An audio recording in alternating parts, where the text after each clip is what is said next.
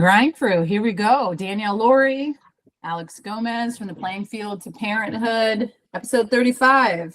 We got a real one in the mix. I was pretty excited about this one. We got my girl Amber Flores, the OU alum. God broke my heart back in 2010 for a little bit, tore it out of my chest, but then I was able to reattach it. And you broke my heart. Yeah, I know. We have MPF teammates. We played together with the USSSA Pride. She played in the Pro League. And now she's the head coach of the Oklahoma Spark, who is now in the AUSL. This is going to be their first year doing that. So welcome to the podcast. It's been great seeing you over the last little bit. It's good to reconnect. It's great to be here. Good to see you. I feel like this is a friendship that can go a couple years without hanging, but always checking in, and just cool to see your career and both of you guys from a distance. It's always fun. That's what's great about social media, and keep follow along. I know. So tell me how you and Alex know each other. Friends by association. Okay. Yeah, that's it. Yeah, go ahead. She played at OU, while Kaylani and Sam were both in and then out and then switching. And I was roommates with Stephanie, her sis, in Hawaii. So anytime they FaceTimed or called, and it's always a group effort back then. Or it was Skype back then with our actual webcams. It wasn't FaceTime. Let me actually correct that. It was always just like a catch up, and obviously, cheering each other on from afar. We had all the games on, and it was good to watch. It was great to watch. Absolutely. Yeah, for sure. Man, Skype. I forgot about that. That's how old we are. Couldn't do it from our phones before. Yeah. Now it's Zoom and Google Meets, and everything's like on the internet. And back in the day, it was like a big deal to I remember doing my first Skype call with Andrew. I was like, and it was like a separate camera. It wasn't built into the computer. Oh yeah, my God! Yeah, what would they call webcam? The little camera? Webcam. Yeah. Now that has a really bad connotation. Like don't be on the webcam. So funny. Flo, I want you to think about, your career at Oklahoma, and like a couple moments. We don't have to go into too much, but it's like, that's Patty Gasso's obviously a legend. Oklahoma has made such a presence. But when I think of Oklahoma, I really do think of Amber Flores and Kaylani Ricketts. I know you see all these new names now that are playing with the Oklahoma Spark, some of them, and in this league, but I think of the vintage days. So it's what kind of stands out? You look at your couple, 4 years career there. Is there a couple moments that doesn't even have to be softball related? Anything kind of special? Yeah, for sure. So one thing I always love owning is being part of those vintage years, and sometimes I even say is the struggle years, right? So everybody sees OU softball now and what they are and the brand that they've built and just how far they've come. And for me as an alumni, it's incredible to see. But our journey and my time in that program was something totally different. Very different. We were in a time where we were in the top 25. We were holding on. My first year it was cool. My experience, because my first year when I came in, we were ranked number 1 in the country. Incredibly talented. And so I was a freshman. I remember to me, the two biggest moments that stand out were my freshman year and my first practice. And I got in the field and I'm just like, holy shit, everyone is so good. So good. What is even happening? I've never seen talent like this. And so I just remember thinking at that very moment, I can go two directions in my career. I'm either going to let this rattle me and own me and always struggle with confidence and question and doubt, or at this very moment right here, I'm going to walk on this field. I'm going to think I'm part of this. I'm going to own this shit. I'm going to be great here somehow. And I just remember thinking that as a 17-year-old, ignorant freshman in college, thinking okay, it's time. This is my moment. And if I'm either going to be mentally tough, or I'm going to just be soft, and my career is going to take a totally different direction. And there was a lot of failure in the 4 years, right? Just because I had a firm mentality didn't mean that there wasn't so much failure involved. There was. Every year presented different challenges. But that moment, I really feel like I had to make a decision. And I just was I want to be great, and I want to figure it out. And before I step on this field, I want to know that I belong. And I really believe that. And I feel like that set me a leg apart. So my Yeah. freshman year, we got upset. We were in super regionals. I think DePaul beat us. It's been so long. I don't remember who upset us. Mm. And then the program just kind of seemed to take an interesting turn the next 2 years. And we were like up and down, top 25, won the Big 12 one year didn't. The next week, we were just kind of there, right? Yeah. And so I didn't feel like the team was really necessarily like we had everybody bought in. Yeah. And you could sense that. And I think Coach Gassa could sense it, obviously being who she was and knowing, I'm sure she could sense that. And then my senior year, I knew we had a really, really special freshman class coming in. So Jessica Schultz, Kaylani Ricketts, that whole crew came in. Yeah. And so that's when we lost to you guys in supers. But I knew being a part of that, I knew the program was getting ready to take off to a whole nother level just because of that senior class. But I was also it was cool to see what Coach did after that year, where she just kind of said, hey, you're either bought in or not. If you're not bought in, don't come back. We're going to be great here with or without you. And that was after my senior year. But I just love what she did. I love what she did. I feel like she was at such an interesting place in her career now looking back. And she made some really tough decisions. And I felt like she took off from there. And so to see from Kaylani's sophomore year to where they're at now and how many national championships and the World Series appearances and the brand that they've built is incredible. But it is also cool to me, my journey there, because I was a part of the tough moments. I was a part of before that journey started, having to work through some really hard things within the program to see it explode. And so to see it take turn to where it did after my senior year and I graduated, I was so happy for everybody involved, but mostly Coach, because I know what she had been through the previous 3 years to get to that point and the struggle. And a lot of people don't look back at those moments, but I really think that time frame is really what made her. And it's just cool to be a part of that time frame where it's some, I'm sure most players are like, you're crazy. I want to be part of the Natties and D, you accomplished that. But for me to be a part of that struggle and to see where it's at now, I think it just makes it so much more special. I think that speaks to like I think it's why you are such a good coach too, is because you know that it's the journey, it's the path, it's the grind day in and day out that like yes, the results when they're good, it's great. That's fabulous. But like, it's so much more meaningful to go through that grind together.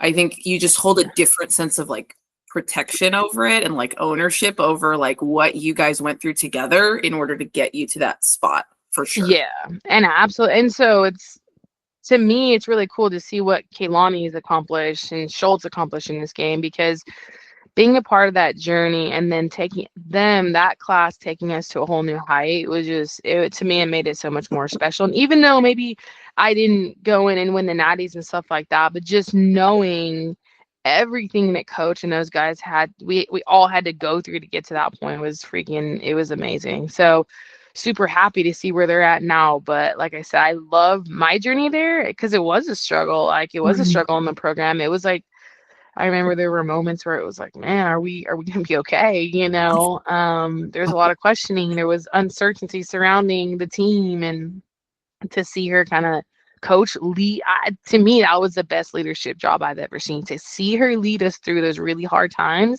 That's why now looking back, when people, she's the face of softball right now. She is. Yeah. And to see her in that moment, it was incredible. So I see her in a different light than a fan or a fellow coach would or players now do. But I have the utmost respect for her. To see her lead through the hard was pretty legit.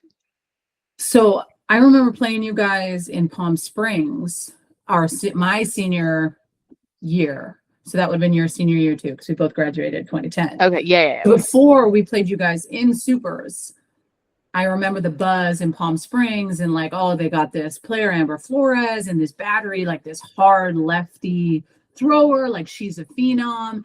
And we played you guys and we beat you, but it wasn't by much. And I remember like the ball flying off me from you guys. And so when we did play you guys in supers, when it flashed up that like we may align if we both win, I was like, shit. Like, those games that you play where you remember how people swing it off you? Yeah. I like fully knew that it was going to be such a battle. And like I psyched myself out before it even happened. And there was so many things, right? Like that was the first year we ever got to host because we got lights, and Yeah. can they win another national championship? Like the pressure was so immense. Yeah. I say that all the time, like pressure is a privilege, but like shit, I felt it more than most. And that game where just that happened and we lost, and it was like the 3 home runs, and it's one of the coolest defining moments I feel like in sport for me personally, because I could have totally been like, I'm fucking out. I don't want to do it Yeah. anymore. I can't come back. But to be able to come back and do that and fight through that, like that's why sports are awesome, because that's when I give public speeches and I talk to softball teams, and I talk about that moment. And it was, I don't know if I ever told you this, but that next morning I went out for brunch with my dad before we played you guys, because we had the 2 later games. And Jay Buhner was a Seattle Mariner. I don't know if you know Jay Buhner. Yeah, I He was do. at the brunch place, and we had a gal there, Ashley Avon, who was a supporter of our program, but she had terminal cancer. Like it was day to day, right? But she was a huge softball fan, so she had been out watching us all the time. So Jay Buhner and Ashley came up to me and my dad at brunch, and my dad's tough. You know him. Like he's like, yeah. we're gonna have to grind through this, and so she ran up and she gave me like a really big hug, and she was, oh my God, I like couldn't sleep last night. All I kept thinking about was you and like the team and what you're going through. And I just remember being like, no, we'll be okay. And like, so she went off, she goes, I'll see you at the game. And my dad's like, you realize that like that young lady is knocking on death's door, and she's putting her head on her pillow thinking about you and what adversity you're facing right now. Like, think about the life or death that you feel in this moment right now. It ain't as big as you think it is. And that was like that click moment for me to be like, wow, why does this feel like it's all on me? Yeah. And that was the mentality. Like, I don't know if I would have been able to do it if I didn't hear her say that to me. Oh, yeah. I mean, that's the thing. So I think what is interesting you say that, because first off, that's terrible that she was going through that and all of that. But so I feel like we had so much success that series, because I remember we landed. We were at baggage claim in Seattle, and this guy came up to us because we had all our OU stuff on. And this guy came up to us and he was like, man, Danielle Laura's gonna dominate y'all. And we were like, yeah, okay, yeah, sure, all right. I mean, we were thinking that in our mind, but I remember looking at my teammates being like, guys, look, here's the deal. Like, there's no pressure on us. Like the entire series, every ounce of pressure is on her. Like this stage is set, and everything is on her shoulders, not on our shoulders. First super regional, she's the best player in the country, just came off a natty. We have the pitching to win this series. Like, there is zero pressure on us at all. So everybody just settle in, and what happens, man. That's it. The ball's going to fly. Like, we know we're going to be okay. And she's either going to win it for them or she's not. That's it. And so I said, she's the one that has to perform. Just settle in. And I remember just feeling like that, so free that series, because I'm like, we don't have anything to worry about. Like, this is 100% on her. And so, and you could sense that. I think just even in game like 2, game 3, obviously the tides turn, right? Because you just come off a loss. And then you're like, oh, what's gonna go on? Like, game 3 is such a toss up. But I remember just game 1 and 2, like, guys, we got nothing to lose here. Like, let's play free. Like, this is 100% on her. Like, so let's get out, let's get after it, let's have some fun. And you could sense that from our end.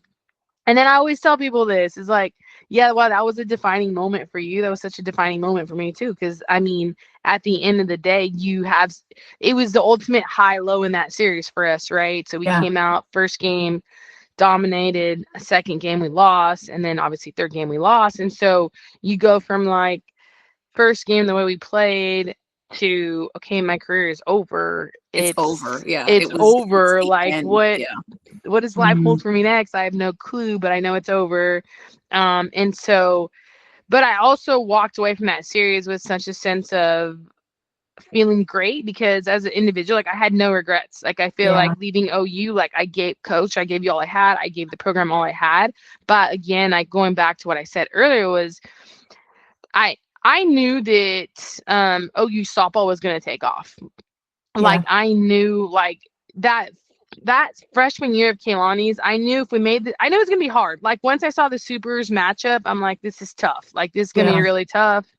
And I knew it was gonna be tough for you guys. And I think that series just took a lot out of both teams. Amen. Like I That remember should have just been a World Series matchup. Yes.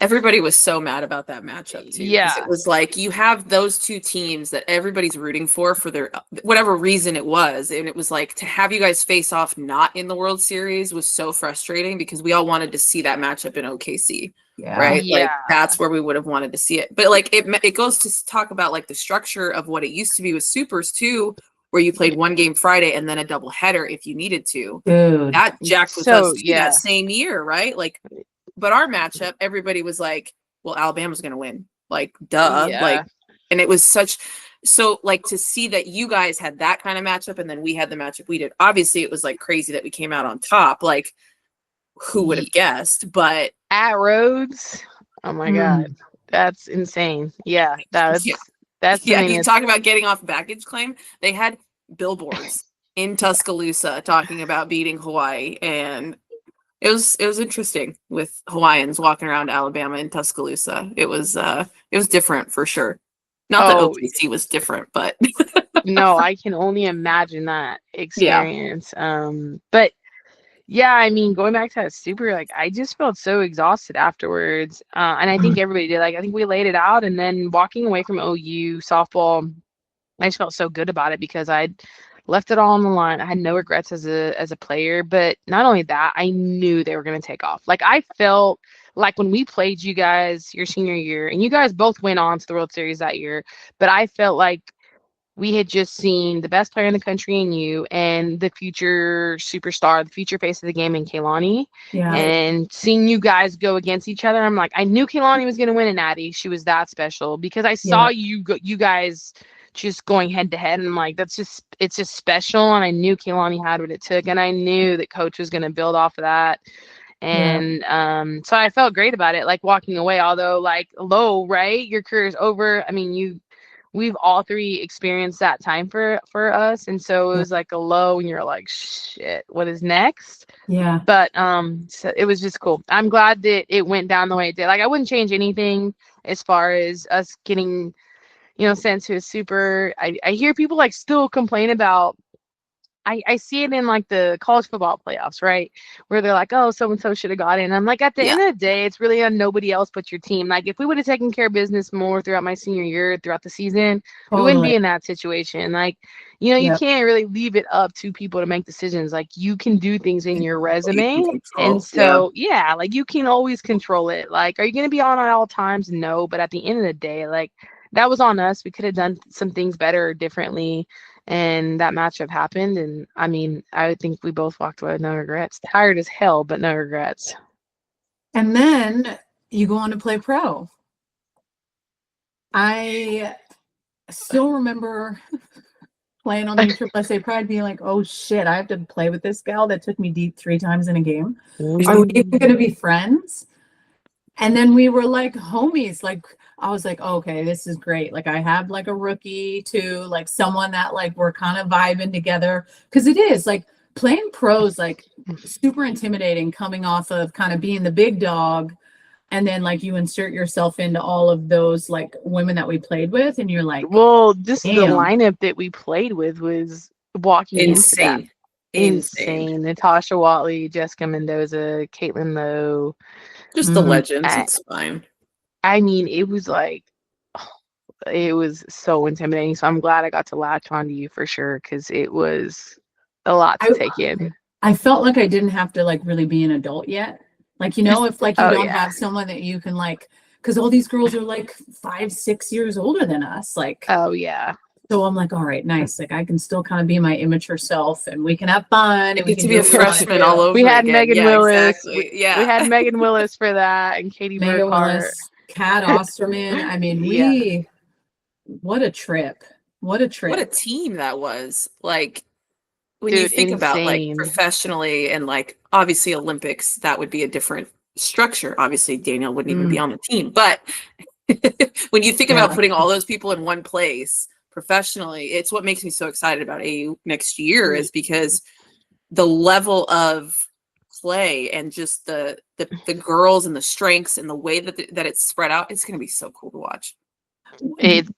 The one thing I didn't love was like, obviously there was only 4 teams, right? But it was like there was realistically only 2 that were like really, really stacked, and it was the Pride and it was Chicago, and that was always the expectation. And what I appreciated this year about the expansion draft and the allocation draft was that like you guys were really able to get like game changers in your picks. So it makes it, when you have these 6 teams, like it's kind of a toss up. It's not like, oh, the Talons are for sure going to win again. And that's when this was kicking off to Amanda. I said, from someone that's played in the league that like was on the best team, like it makes more sense to like spread it even across the board. So I like love that part of AUSL and how they did that, because like you guys needed some new blood, right? You still got some Oklahoma girls, but same thing with the Cascade. Like she picked up some key pitchers that like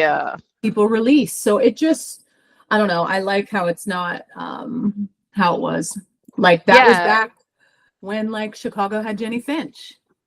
You know, so it was like always Kat versus Jenny with the Pride with Chicago and Monica. And Monica.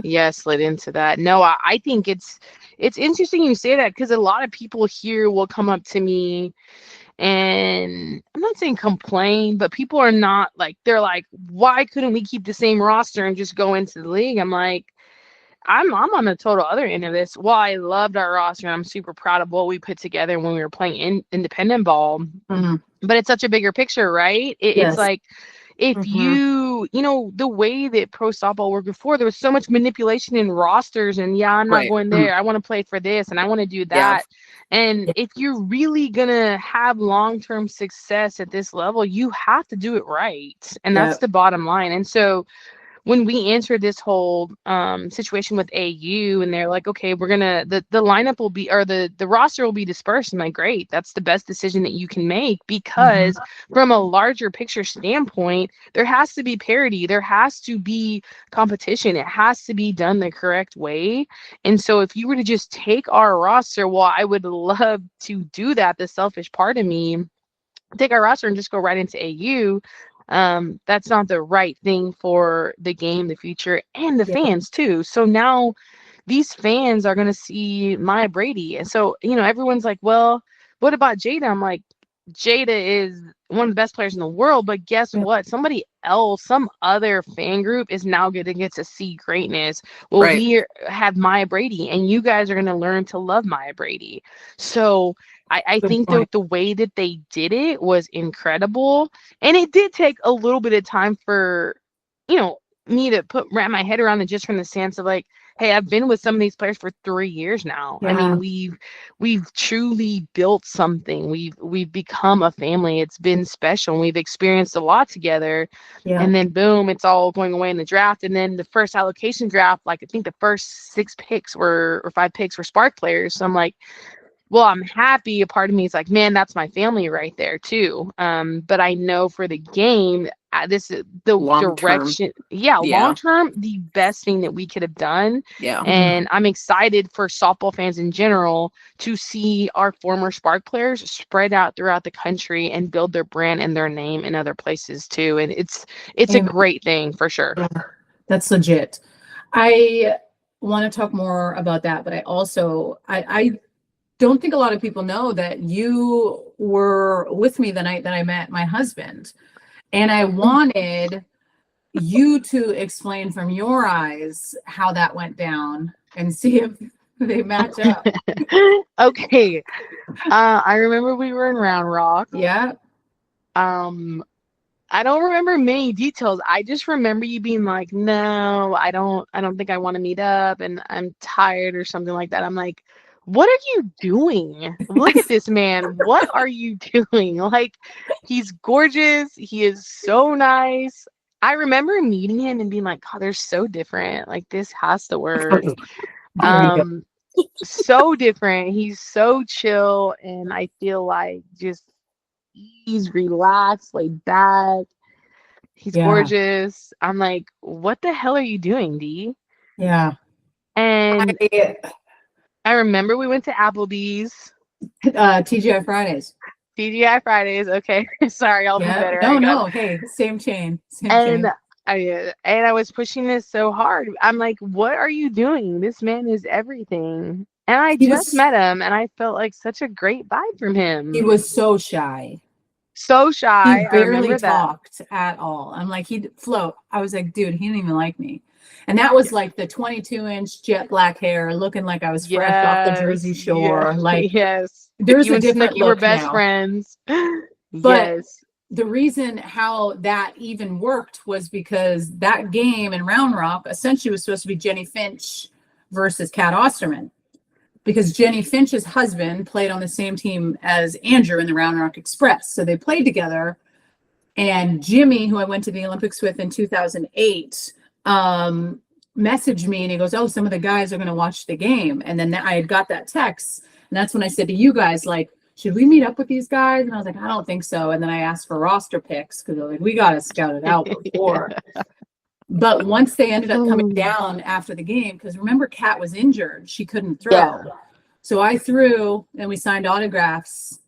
And I'll just leave it with this. I remember a couple of the guys walking down and we're signing autographs. And I legit remember turning to you and Haber and them. And I'm like, I called dibs on the guy in the Boston Red Sox hat and that orange shirt. No one friggin' touch him. And like from then on, we went to dinner and I'm like, I don't know. This guy doesn't seem to like me. But yeah, so Amber Flores was the reason Andrew and I like really made it work. And you called dibs. That's pretty good. I called dibs. Yeah, that's a big deal.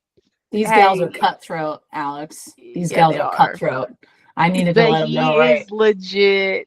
I just, from the jump, I'm like, this guy's legit. He was so nice. Yeah, really. Yes, I was like, this guy's a real deal, man. What are you doing?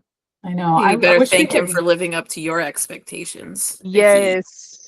True that. Yes. He did it, right? Yeah. He did it. I'm gonna get him to come to the World Series this year with Maddie, and we'll do some like dinner or something at the hotel somewhere, or come to you. And we can all need to see like my children that I had with this man. Like Maddie turns 12 today on the 16th. Like she turned 12. Happy birthday to you. Know. For real. For becoming a mom 12 years ago. That's insane. I know. Time has flown. We're so old. What's it like coaching your kid? I know this is y'all's podcast, but I gotta know, what is it like to coach your kid? Yeah. It has its uphill battles. Her and I we get into it because I tell her this all the time. I'm like, hey, you're my number one priority. You and Audrey in sports, in life. I will give you everything I have over any other kid because you deserve that. So I need you to know that I have the answers to the test. I'm always here to help you. And like, I'm going to push you because that's my upbringing. I can't speak for everyone's, but my dad pushed my brother and I to be pretty good athletes when you think about it. But I don't think you get where you want to go without a nudge every now and again, right? You're not just self-motivated at 8, 9, 10, like shit, you got to be pushed. So we have those moments where like I will lay into her ass or she'll give me attitude over something. And I'm just like, absolutely not. And what I will say is on this team that we're on now, like Andrew helps coach, Becky Logan. What's Andrew like? He's very chill. He doesn't. He's what the girls need, right? Yeah. And then I'm intense when I need to be intense, but I'm not on you all the time because I don't want to be that gal. Like I want you to work hard, but I'm not going to be the nagger. And then Becky Logan's the head coach. She actually pitched at Ole Miss when we were playing. Oh yeah. Becky Nye was her maiden name. I don't know if you ever played against her. And then Maddie Husky, who played at Washington, she just graduated a couple of years ago. She helps coach. So we got a badass staff. But what I'll say to Maddie staff's Husky, rolling deep. Yeah, but you need to tell people to get on your kid's ass and it not always be you.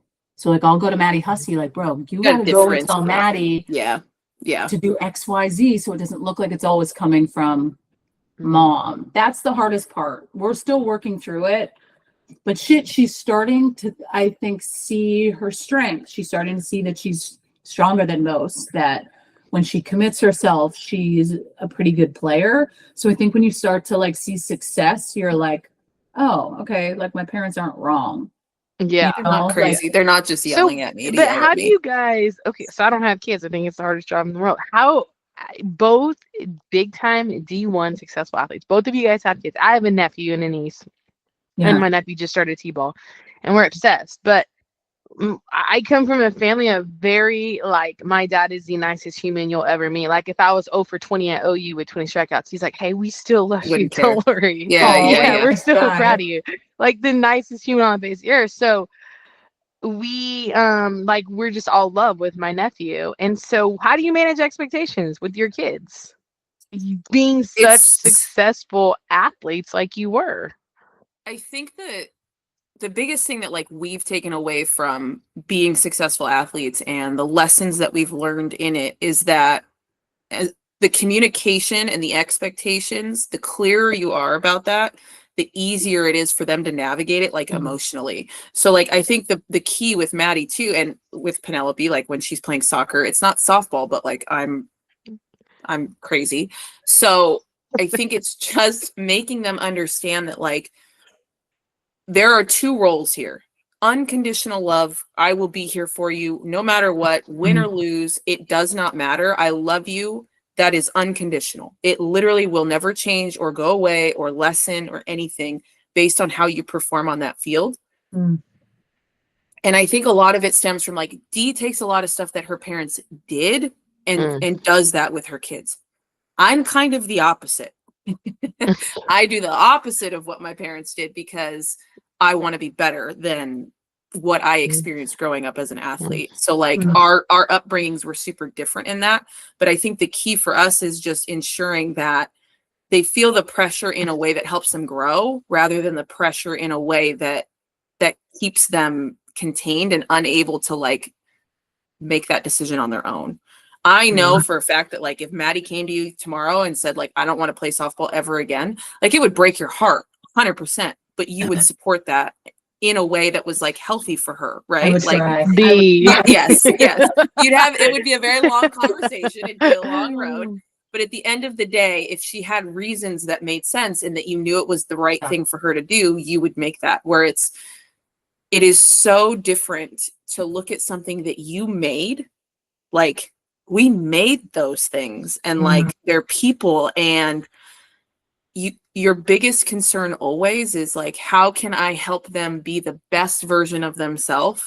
Yeah.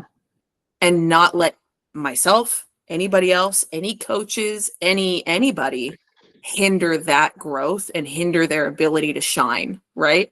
Yeah. And sometimes it comes out a little crazy. Sometimes we're a little bit, over the top, but I think just knowing that like we're setting realistic expectations with how good they are, with like what they want to pursue, and just always keeping those lines of communication open instead of just assuming like you want to keep playing, right? It's a constant conversation that we're having with them all the time. Like we're not going to do this if you're not all in.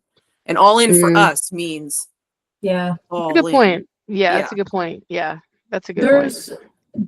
I definitely have, like, when I look back on sports, like I am who I am because of sports. Right. So I'm very much always in that mindset with Maddie. I don't want our identity to be wrapped up as like my performance. I'm very big on that, right? Like your identity can be like, I'm an athlete. Like I'm an athlete in my day to day. Like I train hard because I'm known to be an athlete internally. But I think where I had it twisted in college was that my identity was very much wrapped up in the wins and losses and the success and the not. And it's hard when you are that player. It is hard when all eyes are on you because it is a different element of pressure. So I'm very much always having conversations with her going through those types of things when it's happened. Like we played a team this fall and she looked like a completely different pitcher, and just like having that conversation, she goes, well, I just felt like more pressure, this. And I'm like, oh my God, why? Like, why? So I want to break it down. And I'm like, really have to reiterate to her, like, we can't change who we are based on who we are playing. The work that we put in and the grind that we do and the cage time and all this, we can't be bigger because the moment's bigger, right? We can only revert back to how hard we've trained to be great at this. So I think sometimes when we feel that pressure, it's like we feel like we need to be bigger or badder or better. And it's like, yeah, we need to done our skill set and all those things. But at the end of the day, I think there's this mental difference between the good and the great. So you get to those moments and you're like, fuck yeah, I'm better than you. Even if I don't prove it today or prove it right now, I'll be damned if this is going to happen to me twice. I'm trying to instill that mindset on her. Yeah. That cutthroat pitching is different. You know, it's like you have to go out there thinking someone's trying to take what you want. Someone's trying to take that opportunity. So mine's identity, mine's this. I always want Maddie and Audrey to play sports. I don't want them to play sports. They don't have to play high level sports, but I want them to train and have a focus and have stuff that they look forward to. Like Audrey loves hoops, and it's my favorite thing. I help coach a basketball team. She loves it. She looks forward to going to practice. That kind of starts to dwindle the older they get because they feel pressure and it feels hard. Yeah. So how do we keep that alive? I think that's what we struggle. What we've found we've struggled with the most is just the way that youth sports are structured now. Yeah. It's a whole different beast than what we experience. It's scary. Yeah. The priorities, the pressure, the level of, you know, if everybody's elite, then nobody is, but nobody understands what that means, right? Like growing up in California, like you played club softball, travel softball, because you were going to go to college. You didn't play travel softball to say, I'm on this team and I'm part of this organization that's massive and everybody knows who they are, just because I don't want to play little league and say I play rec, right? And it's so much more of like a status thing now. And that's the scary part, is like making sure that we're also putting them in situations. Coaches, I know that's a huge like, I know you love coaching, but it's another piece of it is, I don't know if I trust other people to coach my kids, because I don't know what their intentions are. I can't always be sure that they're in it for the right reasons. And I hold this job at such a high regard. I've coached D1. I know what that means to somebody to have a coach that matters and means something and has a positive impact on them. We all had a coach that helped us become the best versions of ourselves that we could be. So that role in someone's life, especially when they're little, like, good point. Oh, I have really high expectations. It's huge. So my husband coaches most of our kids. That's awesome. That's great. I just always find it interesting. I'm like, you know, my brother was a former athlete. He played baseball a little bit. And so I'm like, what is this going to look like for your kids? I mean, he has a great approach on it. He's like, I want them to play sports because what it did for our lives. Yeah. But I don't want them to be defined by it. And if they're going to commit, they're going to commit and do it the right way. And so it's like, but then I find myself when we're at Logan's games and he's like hitting and I'm like, okay, calm down. He's in T-ball. You know, I think it's that natural competitive thing in us. Hey, I would say this, tell this to your brother, enjoy when they're little, enjoy when it's fun, enjoy when it doesn't like literally take up every ounce of your time, because I feel like that's where Alex and I are at. It's all we do. Yes. And that's another thing I see. So it's funny you guys say this, because people are like, I'm sure you're so busy with all the different things you have going on with college and Spark. And I'm like, you know what? I'm pretty busy, but I'm nothing compared to a soccer mom, a basketball mom, a mom with 2 kids. The things that you guys do, Alex, you have 4 kids. I know. That's insane. Dude, you better have a minivan. Like, that is insane. Oh, I can't do minivans. I have an No, you're okay, you're a cool mom. All right. So yeah, I'm an SUV mom. Like, I cannot even imagine your guys' schedule, and just, I mean, from what I see from my brother with 2 kids and his wife, and to try to keep that 4-pack going, just what it takes every week it's insane. It's insane. So credit to y'all for making it through every week. Thanks for saying that. I need Andrew to say that to me more. Maybe you can. Yeah, Mike too. What is that about? Right? I'll talk to your husband. Yeah. They go to some stuff and we're at everything. Like, how does that work? I know. You guys are taxi drivers. You're the cooks. You're the coaches. The therapists. We don't get tipped, right? Like, what is that? Like, no, it's the opposite. They give you guys attitude. They know everything, like the whole thing. So I can't. It's and we're raising mini versions of ourselves too. It's literally just arguing with a mirror all day, every day, same attitude, same humor. That's the thing, is they pick up on your humor too. And now I'm just like, what did we do? Like, we're outnumbered too. I'm like, we're screwed. When these kids hit high school, what are we gonna do? You're gonna be okay. I don't know. You're gonna be okay. You're a good mom. And Yeah. Mike seems like he'll get him dialed. Yeah. We're getting a dog next week. Oh my Wow. God! Listen, Let's just add more to the chaos. Proud Why of you. not? Right? I know. Man. Mm. What kind? A Rhodesian Ridgeback. We're rescuing her. She's 2 years old. She's super cool. cute. I'll send you guys pictures, but Oh, it's a big step for us because we've always had just kids the last 12 years. It's just been Yeah.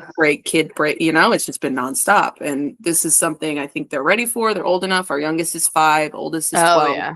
So it's like, I'm It's a not good going to be taking age. care of it. Right. Exactly. You're telling yourself that now, sis. I know.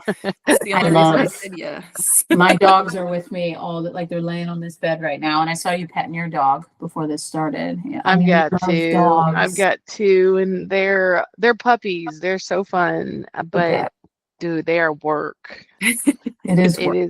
It is work. So, Yeah. but they're so fun, so fun. I wouldn't have it any other way.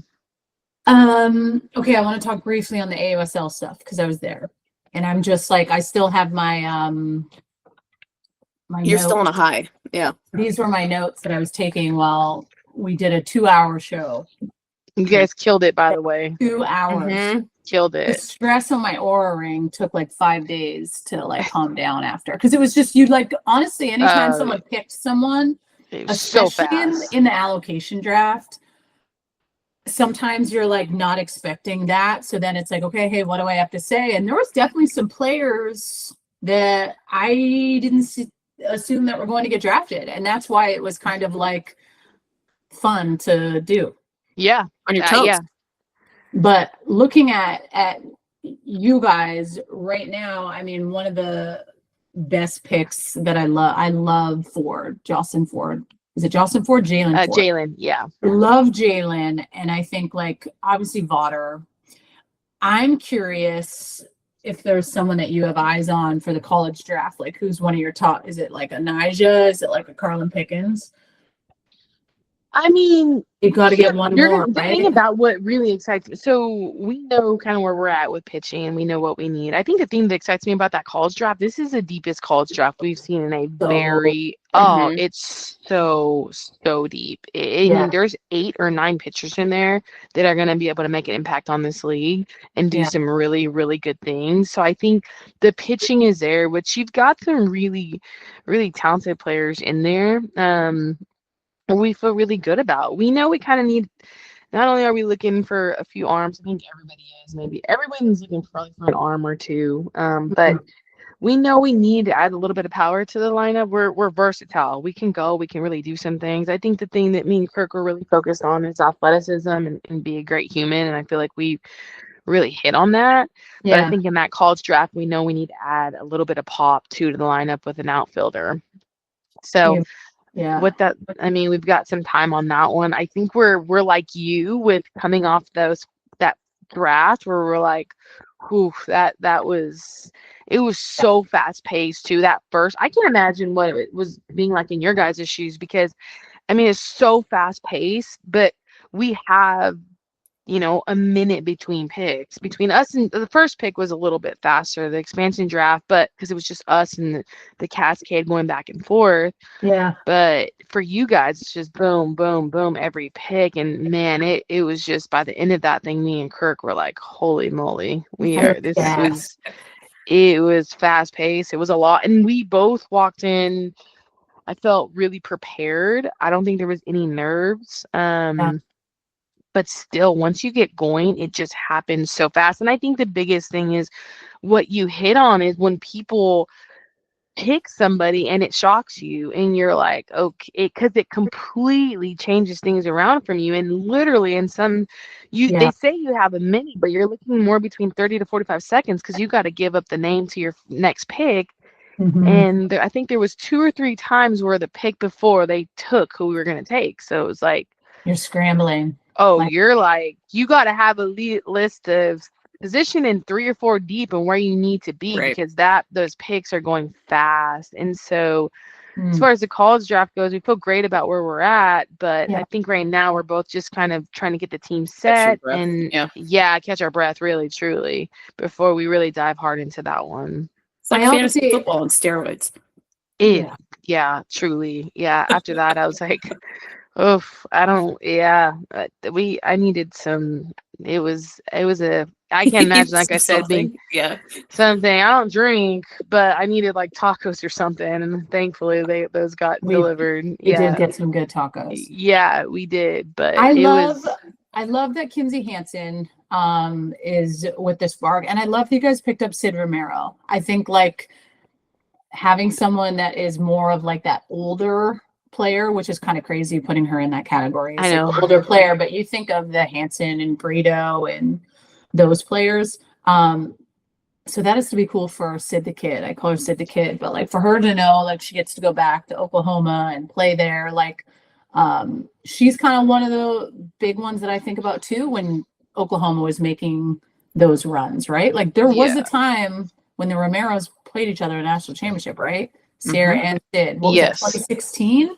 Michigan. That was when Yeah. Sierra won the National Player of the Year. That was a big deal. Not many position players win that. So that was a big deal. But I think getting Sid, and then you obviously like Maya Brady, that's huge. Jesse Warren, like Jesse's so good defensively. Sid McKinney, that pickup led the league last year in average. And I think she was like a 436 average or 450, something in that ballpark. And then I think like you being able to have, not you, but like Kirk, to be able to have some UCLA ties, like with Bubba, I think having Delaney Wiz.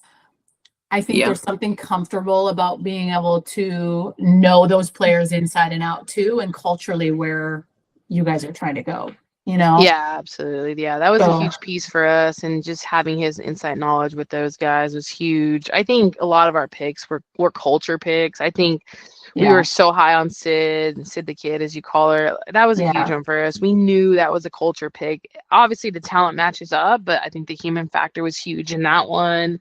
Yeah. And I'm also really excited to see, and this is another thing, like where you revert back to saying like there's comfort in this. So for me, Sydney Sherrill, I've coached Sid now for the last 3 years. I think we've at this point become family. And so you look at her resume and what she's done, incredible. But what I'm excited to see is for you guys to see her, because we haven't been on a national stage. We've been playing independent softball. And so people have missed out on her. And this I say kid, this is a player that has worn Team USA across her chest. This is a national champion. This is a 4-year starter at Florida State. So her resume is so heavy and it's impressive. And I'm excited for you guys to see what I've seen the last 3 years. And then the last pick, and another one that I'm really, really excited about for her future, is Haley Lee. You know, this is another one, a national champion, All-American, and the Team USA. The resume runs as deep as it gets, and I've been with Haley now for 3 years too. And so for everybody to see her on a national stage now is super exciting. I think those were our 2 last picks. I think those 2 picks right there were steals for us, and I was really surprised they were still available. But for us to be able to get them back and to fall into a great culture, and they've been in this thing for 3 years. So there's that comfort. They know our expectations. They know what our wants are, but to also be with us to build something new, I'm really damn excited for those 2 kids. And they want to be here. Like that. Yeah. Getting Sid Sherrill's she's from Moore, Oklahoma. She's from right here. She is, just as long with some of our other huge Spark players we've had, she is the most popular player, and people love her. They respect her. So for her to be with this again is huge. I'm really excited for that. That's legit. This is great. This has been so fun to like sit and chat with you about all the things. It's just feel like the time's flown. It's been so fun. I know. Let me know when you're coming to Oklahoma City World Series. Dinner on me. Don't try to come without Drew or the kids. I know. There are conditions around. Yes. I'll bring Maddie. I'm trying to see if we can get Maddie to play in like a tournament. You know how they have the one like tournament there for the kids? Yes. We're going to try to figure that out and try to get her there. But yeah, thank you for taking the time. Sorry we've had a little hiatus, everyone, the last couple of weeks. We've been grinding through the holiday season and work. Crazy stuff. And your competition, that was a big thing too. You were we don't really need to talk much about that. Dude, listen, I just got into it on the Peloton, so give me like a year. to prepare. But No, who's your favorite instructor? Were you I like Tunde. Tunde? Okay. Yeah, I I like like Tunde. Yeah, I like Tunde. But I just started doing those boot camps, the little high rocks or whatever you Tunde. Oh, jump let's into. go. Yep. So give me like a year. The body's currently exploding, but So I have to do another one in Vancouver on Sunday, and I don't want to go run for like 60 minutes straight. So I don't know if you know Adrian Williams. Have you seen him on Peloton? yes, Oh yes. my God, guy is. Whew. But he has these Thunder running boot camps, 45 minutes. So right now I'm about to go do 2 in a row. Dude, no, you're crazy. All right, Because my fun with that. competition was 90 minutes that I finished in. So I'm like, I feel like I have to move my body vigorously for 90 minutes to put myself in a headspace and do probably one more hard workout before Sunday. And then I'll drive up to Canada, I'll compete with my buddy, and then I'll come back. all It's right, hard. man. Dude, Fitness is hard. Fitness it's so is hard. hard. Fitness when we're Yes. older is hard. It is. Yes, that's the hard. biggest thing. And like Everything to try is to different. lose a freaking pound nowadays, so back when we were like 18, 19, I'm like, oh my God, dude, it's so hard. It's hard. I It's know. hard, man. Like, but it's like I feel like for everything, like all the moving pieces all three of us have now, to jump on the Peloton for 1 hour, it's like my sanity right The now. commitment. Amen. Yeah. Like Mhm. I'm like and I never thought I would be this person, because if anybody related to OU softball during my years would hear me talk right now about fitness and doing it on my own, they would laugh. But now it's like I cannot wait to get up, work out, because that's my hour and a half I Oh. get to get away. I'm You don't proud have of to think. you. I'm Nothing proud of you else. for having Yeah. that mindset. It's hard.